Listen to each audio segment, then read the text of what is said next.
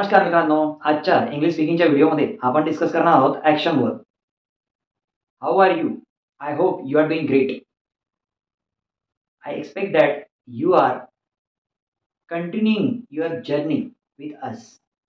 So let us start action verb. तर action verb म्हणजे काय? Action name itself indicate.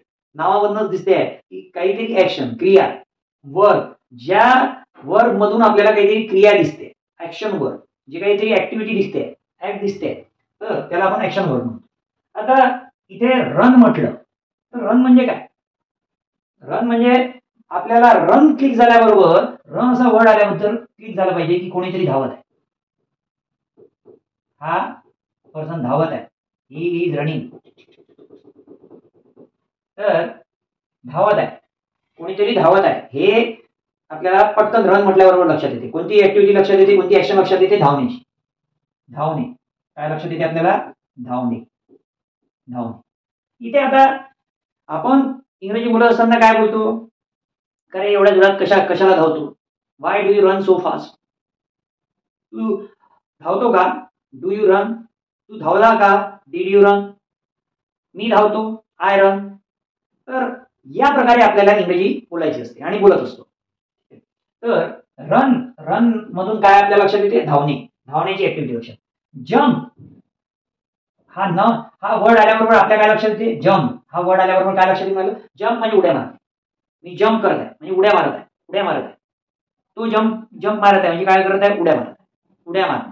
Jump म्हणजे उडी मारणे, हे लक्षात येते आपल्याला. जम्प म्हणजे काय झालं मग? उडी मारणे, उड्या मारणे, उडी मारणे. ते कोणी मारत असो, मी मारत असो, तो मारत असो, ती मारत असो, ते मारत असो, आम्ही मारत असो, कोणी मारत असा, उडी मारणे हे आपल्याला लक्षात कशावरनं आलं? क्रियापदावरनं. कशावरनं? जम्प वरून. नेक्स्ट आहे वॉक. वॉक म्हणजे कोणीतरी चालत आहे. ठीक आहे, चालत आहे. चालण्यावरून काय लक्षात आलं? वॉक. चालत आहे म्हणजे काय? वॉक. वॉकिंग करत. आपण म्हणतो ना सकाळी वॉकिंगला जातो का? Do you go to walk? तू वॉकला जातो का? तर वॉक म्हणजे काय? चालणे. सकाळी फिरायला जातो का? चालणे. ईट हा नेम आल्याबरोबर, ईट हा वर्ड आल्याबरोबर काय लक्षात येते आपल्या? ईट म्हणजे खात आहे, काहीतरी खात आहे. Something is eating. ठीक आहे, मी काहीतरी खात आहे. I am eating something. तर ईट म्हणजे खाणे. हा आपल्यावर काय लक्षात येते? कोणती ऍक्टिव्हिटी लक्षात येते? ईट म्हटलं की खाणे. नेक्स्ट आहे ड्रिंक. ड्रिंक म्हणजे पिणे, हे आपल्याला लक्षात येते. ठीक आहे. नंतर राईट म्हणजे काहीतरी लिहिणे. मी पत्र लिहित असेल, पुस्तक लिहित असेल, नोट्स लिहित असेल, काही लिहित असेल, राईट म्हणजे लिहिणे.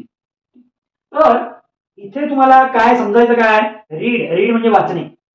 रीड म्हणजे वाचणे. I wake up early in the morning.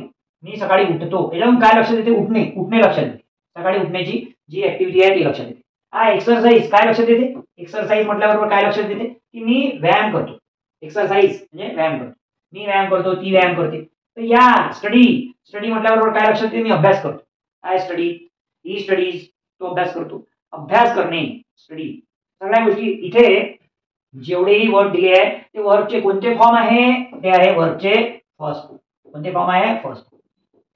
जर आपल्याला कोणत्याही गोष्टी मी करत असतो असं बोलायचं असते तेव्हा आपण वर्बचा फर्स्ट फॉर्म यूज करतो. आणि कोणत्याही गोष्टी मी केल्या, माझ्या करून झाल्या, हे जर मला म्हणायचं असेल तर मी वर्बचा कोणता फॉर्म यूज करतो? मी वर्बचा यूज करतो सेकंड फॉर्म. जर सिंपल पास्ट टेन्स मध्ये जर मी म्हणतो मी धावतो तर मी आय रन म्हणणार. आणि मी जोरात धावलो, आय रॅन फास्ट. मी जोरात धावलो, आय रॅन फास्ट. म्हणजे इथे काय ऍक्टिव्हिटी कंप्लीट झाली. आय रॅन फास्ट माझं धावून झालेलं. आय रॅन फास्ट मी जोरात धावलो. ठीक आहे, मी जोरात धावेल. I will run fast. तर तुम्हाला according to situation you need to talk. That is the thing you need to understand. Next आहे आय वर्क. मी काम करतो. वर्क वरून काय लक्षात आलं आपल्या? मी काम करतो. आणि जर मी म्हटलं आय वर्कड, याला मी ईडी लावलं तर काय लक्षात येते तुमच्या? म्हणजे मी काम केलं आहे. आय वर्कड, माझं काम करून झालेलं आहे. मी काम केलं. हे तुम्हाला लक्षात घ्यायचं आहे की हा जो आहे हा फर्स्ट फॉर्म आहे आणि इथे जो आहे हा सेकंड फॉर्म यूज केला. सेकंड फॉर्म आणि फर्स्ट फॉर्मचा डिफरन्स तुम्हाला समजायला पाहिजे. When you need to use first form and when you need to use second form, that you should understand. Okay. Next आहे स्विम. मी पोहतो. आय स्विम मी पोहतो. ही स्विम्स, तो पोहतो. पण मी पोहलो असं जर म्हणायचं असेल तर मी काय म्हणणार इथे, आय स्विमचं काय होणार, स्वॅम. आता हा स्वॅम काय आहे, आता हा सेकंड, हा काय स्वॅम. स्विम हा वर्ब आल्याबरोबर काय लक्षात येते, काय लक्षात येते, स्विम म्हणजे पोहणे होते, कुठेतरी पोहणे, ते नदीमध्ये असू, ते लेकमध्ये असू, ते विहिरीमध्ये असू, ते समुद्रामध्ये असू, कुठेही पोहणे. पोहणे हा वर्ड काय इंडिकेट करते, तर ऍक्शन इंडिकेट करते पोहण्याची. हा काय इंडिकेट करते, पोहण्याची ऍक्शन इंडिकेट करते. आय किक, किक किक म्हणजे किक मारणे, किक मारणे. आय किक, किक मार, आणि त्याला ईडी लावलं तर kicked. Next, I throw the ball. Throw म्हणजे फेकणे. आय थ्रो, थ्रो हा वर्बचा पहिला फॉर्म. I throw. जर मी म्हटलं मी बॉल फेकला, आय थ्रीव दी बॉल. मी काय म्हणणार, आय थ्रीव दी बॉल. मी बॉल फेकला तर I threw the ball. I threw, इथे काय म्हटलं मी थ्रीव, थ्रीव दी बॉल. मी बॉल फेकला, आय थ्रीव दी बॉल. फेकला, इथे काय आलं, फेक. म्हणजे हे जे ऍक्टिव्हिटी आहे कम्प्लीट ऍक्टिव्हिटी करतो असं दाखवायचं असेल तर you need to use first form of the action verb. And activity complete झाली बा, करून झाली माझी, हे जर तुम्हाला दाखवायचं असेल तर you need to use second form of the verb. Past मध्ये ऍक्टिव्हिटी झालेली आहे, ठीक आहे, करंट मध्ये ती ऍक्टिव्हिटी चालू नाही आहे, ती झाली आहे ऍक्टिव्हिटी असं दाखवायचं असेल तर you need to use second form of the verb with subject. ठीक आहे, subject I have already told you, I, we, she, it, they, name, you, कोणताही सब्जेक्ट असो त्यासोबत तुम्हाला हे according to sense, according to situation तुम्हाला हे action word वापरायचे. Next, I wave. वेव म्हणजे काय, इशारे कर. वेव म्हणजे इशारा, I wave. Next, I nod. I nod, nod, nod म्हणजे काय करत आहे मी, इशारा. तुम्हाला मान हलवणे, नॉड. मान हलवून इशारा सांगत आहे, तुम्हाला कळवत आहे, nod. Yes, no. I build. बिल्डचा अर्थ होते बांधणे. काय होते बिल्डचा अर्थ, बांधणे. बिल्ड, बांधणे. बिल्ड, बांधलं. BUILD, build. बिल्ड, बिल्ड जर घेतलं तर बांधलं, ठीक आहे, B2 आहे. नेक्स्ट आहे पेंट. तुमच्या पेंट म्हटलं का तुमच्या डोक्यात आलं पाहिजे रंगवणे, कोणीतरी रंगवत आहे. आय पेंट, मी रंगवतो. तुम्ही ते एखादं चित्र रंगवा, तुमचं घर रंगवा, आय पेंट म्हणजे काय, कलरिंग करत आहे, पेंटिंग करत आहे. नेक्स्ट आहे आय सीव. सीव, शिवणे, शिवणे, शिलाई करणे, शिलाई काम करणे. शिवणे, शिलाई काम करणे. काय होते, शिव म्हणजे शिलाई काम करणे, शिलाई काम करणे, शिवणे. नेक्स्ट आहे I am repairing my car. Repairing my car, मी माझी कार रिपेअर करत आहे. रिपेअर म्हणजे काय, तर दुरुस्त करणे. याच्यावरनं तुम्हाला डायरेक्ट दुरुस्त करणे आठवलं पाहिजे. काय आठवलं पाहिजे, दुरुस्त करणे, दुरुस्त करणे. काय, दुरुस्त करणे, दुरुस्त करणे. ओके. नेक्स्ट आहे डिग. डिग म्हणजे खणणे. तुम्हाला आठवलं पाहिजे, कोणीतरी खोदत आहे, काहीतरी खोदकाम करत आहे. डिग, एक्सकॅव्हेट म्हणू शकता. एक्सकॅव्हेट याला म्हणतात खोदणे, खोदकाम करणे, खोदणे, खोदकाम करणे, एक्सकॅव्हेट करणे. डिग, खड्डा खोदत असतो आपण.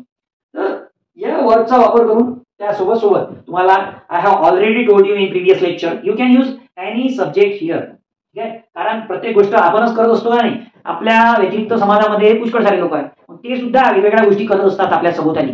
तर त्याबद्दल जर आपल्याला सांगायचं असेल तर आपल्याला कायचा यूज करावं लागते, कशाचा यूज करावं लागते, आपल्याला आयचा यूज करावा तर लागते स्वतःसाठी.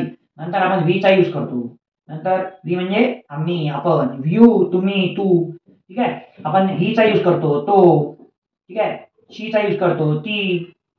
मेल पर्सन असेल तर हीचा यूज करतो, फिमेल असेल तर शीचा यूज करतो. जर निर्जीव वस्तू असेल, प्राणी असेल, त्यांच्याबद्दल आपण इटचा वापर करतो. तर एखादा पर्सन असेल तर त्या पर्सनचा नाव घेतो. हे सगळे जे आहे हे काय आहे, सब्जेक्ट. हे काय आहे, सब्जेक्ट. या ऑल सब्जेक्टचा वापर आपण इंग्रजी बोलताना करतो. आपण इंग्रजी बोलताना या सर्व सब्जेक्टचा वापर करत असतो. ठीक आहे, तर या सर्व सब्जेक्टचा वापर या ऍक्शन वर्ब सोबत आपण करू शकतो. ठीक आहे, तर प्रेझेंट मध्ये आपल्याला बोलायचं असेल तर वर्बचा फर्स्ट फॉर्म यूज करा. आणि आपल्याला एखादी गोष्ट झाली आहे, जसं मी काल क्रिकेट खेळलो असं मला म्हणायचं आहे, तर मी काय म्हणेल, आय प्लेड क्रिकेट यस्टरडे. मी काल मुंबईला गेलो, I went to Mumbai yesterday. मी तिला काल मदत केली, आय हेल्प हर यस्टरडे. मी काल स्वयंपाक केला. I cook food yesterday. मी इथे काय करतोय, second form of the verb I am using here. याच्यामधनं काय दर्शवते की पास्टमध्ये भूतकाळामध्ये कोणती तरी ऍक्टिव्हिटी झाली आणि मी करतो याचा अर्थ होते मी करत असतो. ही माझी डेली रुटीन आहे, ही प्रोसेस मी करत असतो. ठीक आहे. तर तुम्हाला प्रेझेंट मधला आणि पास्ट मधला डिफरन्स महत्वाचा लक्षात घ्यायचा. If you want to become a charismatic, confident and flawless speaker, you must understand the difference between present, past and future. Otherwise, you will stuck at particular point or you will fumble when you try to talk continuously. So, you have to understand what is the basic thing when you try to speak English continuously. Okay? Do you have any query?